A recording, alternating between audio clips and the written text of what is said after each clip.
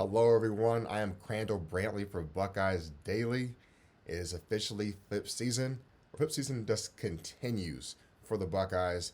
Jay Timmons, four-star DB, the number two cornerback in the 2026 class, committed to Ohio State. Put this commitment from Florida State to the Buckeyes, and this guy was a legacy commit for Florida State. His dad played there in the mid 2000s, a linebacker, and he was committed there since the summer.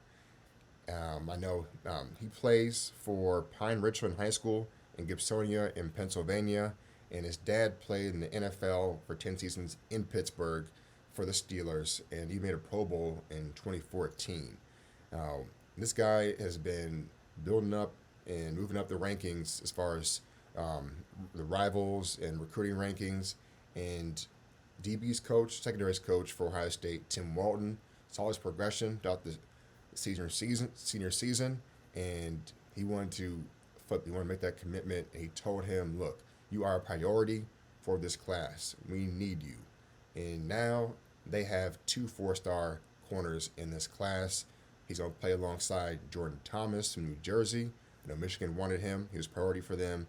He goes to the Buckeyes, and now it's lockdown on the corners. Tim Walton's on a heater in the recruiting for these past few seasons, and that just continues. Not just Brian Hartline, who's bringing in these major recruits. The whole coaching staff is going crazy in the recruiting cycle. And right now, for 2026 class, they are the number eight class right now, and I think that's gonna just keep building, keep improving to the top five while this flip season continues. They still have a lot of targets they're trying to flip or commit before signing day. So I do believe this will be a top five class, and it's hard to believe that it's not top five class right now, just considering that OSU has been so dominant for the past year. But there is time to keep improving. I know in years past, Saban used to not be in the top 10 this time period, then all of a sudden, boom, another number one class. And so there is time for this to improve, and it will. It already has been. This is the second four-star this week so far. Let's keep improving with this recruiting. OSU Purdue predictions. All right. This is going to be a blowout, and this is not really about Purdue. This is the last road warm-up game before the game in Ann Arbor at the end of the month. This is OSU's version of, "I'm looking at you dudes, I'm looking past you." And that's what they're going to do. They're going to just focus in on blowing Purdue out and getting back to Columbus. They're going to focus on making sure they improve weekly on things they need to improve on to make sure that they're best by the game. I see Julian Sand going off, 4 touchdowns, 350, throwing the ball. I see Bo Jackson breaking one off, 50-yard touchdown, and Dowdson getting a goal line touchdown, as he always does. And one of those touchdowns from Sand will be from Max Clare, and OSU wins this game 48-3, and to get ready for UCLA at home in the night game in the shoe.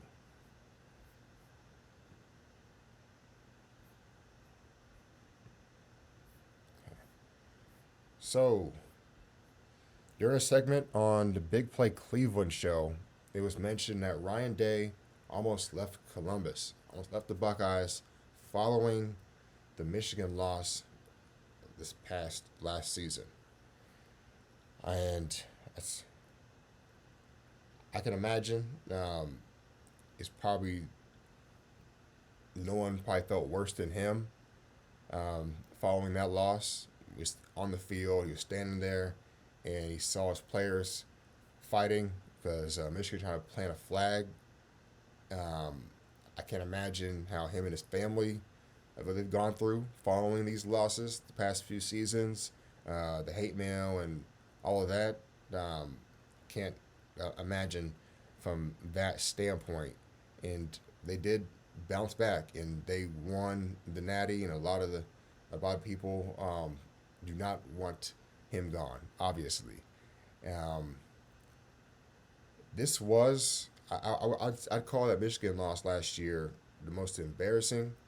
Um, as a fan, like in my time watching OSU, let me know in the comments if you disagree and there's other losses that you feel like were a lot more embarrassing than that one. What saves that one is because the expanded playoff. If it was a 14 playoff like it was for 9, 10 seasons, the season is over. We had to deal with the trash talk from Michigan all off season. It would like hit a dagger, but it didn't as much because OSU won the Natty, and now they're still number one. And with all of this, it's just crazy that Day could have been fired if it was a 14 playoff and the season was over. And we're not on this run right now, and now Day could be the premier coach. Not number one right now. He's number two behind Kirby because Kirby has two national championships. But if he beats Kirby down the road and wins a Natty, then it's clear cut that he is the top coach in the country. And all that might not have happened if he decided to leave Columbus after that loss. But November, like, it's not about beating Kirby and all that. We know what it's about. It's about beating Sharon Moore at the end of the month. So 22 more days, y'all. 22 more days. 22 more days till the losing streak is over. 22 more days until all is right with the program. 22 more days until the monkey is 100% off Ryan Day's back. I can't say it's all off his back because if he loses 5 straight, something could be calling for his head.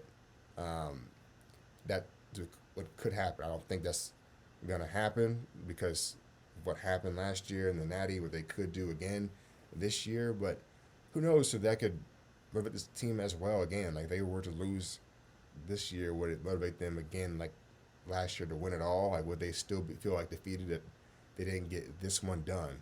That's the only thing that's really a knock on the program at this point. And so 22 more days, y'all. And I believe losing streak dating back to 2021 has really fueled the program. And after that one, they brought in Jim Knowles, revamped the defense. They made this considerable effort to not be viewed or known as a finesse team. Even though they have the best receiving core in the country, they really want to prove that physicality, and they ended up being number one defense 2023. But that didn't stop them.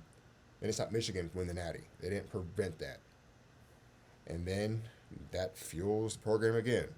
They go off and get guys in the portal like Caleb Downs and McLaughlin and Junkins, and they're able to keep Jeremiah Smith at Ohio State for the recruiting, and all these seniors came back to win a Natty.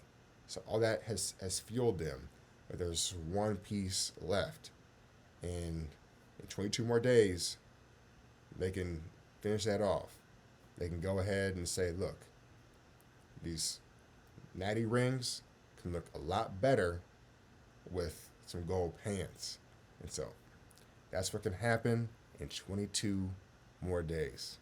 Go Bucks.